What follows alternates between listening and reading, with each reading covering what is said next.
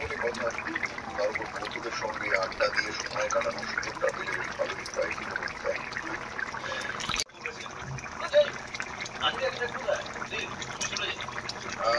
Friend, welcome back to my channel Meera Pal 44।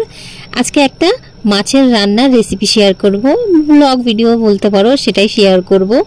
তো দেখে বলো তো এটা কী মাছ? হ্যাঁ, এটা হচ্ছে অনেক কাঁটা ভর্তি ফুলই মাছ, সঙ্গে আঁশের কথা বলো না, অফুরন্ত আঁশ আছে এই মাছটায়। আর সবথেকে টাফ যে জিনিসটা হচ্ছে সেটা হচ্ছে এই মাছটা কেটে বেছে পয় পরিষ্কার করা। সব থেকে টাফ জিনিস হচ্ছে এটা। রান্না করা অতটাও কঠিন নয় যতটা এই মাছটাকে পরিষ্কার করা হচ্ছে কঠিন ব্যাপার। তো চলো, এই যে বসে পড়েছি সেই কাজটাই করতে। আমি মাছগুলোকে ধুয়ে বেছে পরিষ্কার করতে হবে। সব থেকে আগে তো আঁশগুলো ছাড়াতে হবে। আর এত ছোট ছোট এত ভর্তি আঁশ, অনেকক্ষণ ধরে এভাবে মানে হাত সামলে নিয়ে একটু আস্তে আস্তে করতে করতে আঁশগুলো ছাড়িয়ে নিয়েছি। আর তারপরে এই যে বড় একটা যে পালক আছে সেটাকে কেটে নিচ্ছি, পাকনা পালক যেটাই বলো, কেটে নিলাম। ব্যাস, এবার হচ্ছে সিম্পল ইজি কাজ। তো মাথা আছে, মাথাটা কেউ খাবো না আমরা, তার জন্য মাথাটা আমি কেটে ফেলেই দেবো। মানে কেউ খেতে চাই না, সঞ্চয়ের জন্য একটা দুটো রাখবো আর সব আমি ফেলে দেবো। আমি তো খাবোই না, আমি মাথা চাওয়াতে পারি না তাই। আর মেয়েরা তো খাবেই না, এমনিতে এই মাছটা মেয়েরা খাবে না, সঞ্জয়ও খুব কম খাবে। যত সম্ভব কাটা আছে, ও কাটা বেছে খেতে পারে না, বড় লোকের ছেলে তো তাই। আমি হচ্ছে গরিব ঘরের মেয়ে, আমার সব চলে যায়, কাঁটা মাটা সব চলে যায়, আমি তো খেয়ে নেবো। তো এই যে কেটে নিলাম, তারপরে ভালো করে ধুয়ে টুয়ে নিয়েছি। এবার হচ্ছে লবণ আর হলুদ নিয়ে নিয়েছি, আর এটাকে লবণ হলুদ ভালো করে মেখে নেব, ভাজার সময় একটা দারুণ কালার আসে তার জন্য। চলো, মাখা হয়ে গেছে, আর দিকে কড়াইতে তেল বসিয়ে দিয়েছি, আর মাছটা ভেজে নেওয়া যাক। চলো, তো এই যে মাছটা এদিকে ভাজি হতে থাকুক, আর ওদিকে আমি একটু কাটাকুটি করে নিই, মানে যেটা দিয়ে রান্না করব। তো তার জন্য নিয়ে বসে পড়েছি আলু, আর আলুগুলো এরকম একটু লম্বা লম্বা করে কেটে নিলাম। আর এবার হচ্ছে কাটবো পেঁয়াজ।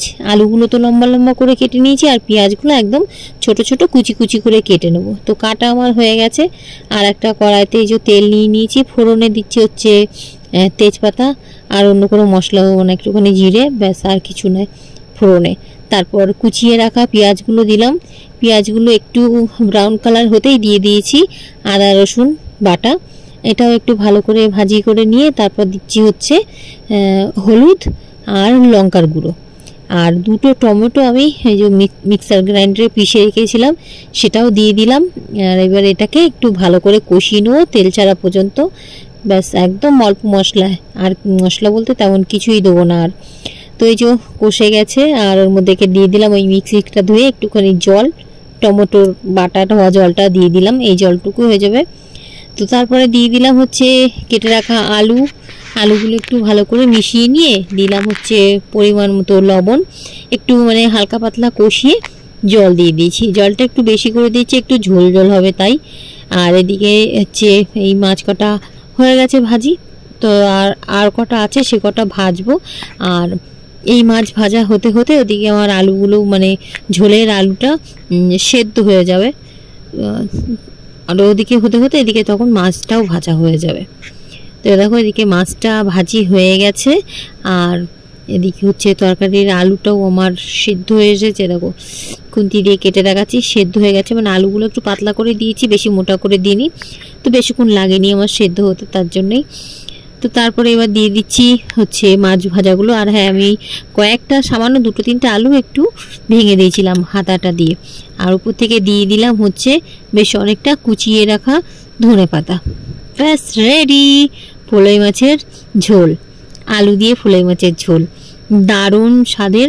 হ্যাঁ, তবে কিন্তু যারা কাটা খাও না, কাটা ছাড়িয়ে খেতে পারো মাছ, তারা কিন্তু একদমই খেও না, এই মাছে অনেক কাটা। সঙ্গে দুটো নিয়ে নিয়েছি হচ্ছে পেঁয়াজ, ব্যাস জমে যাবে খাবারটা আজকে।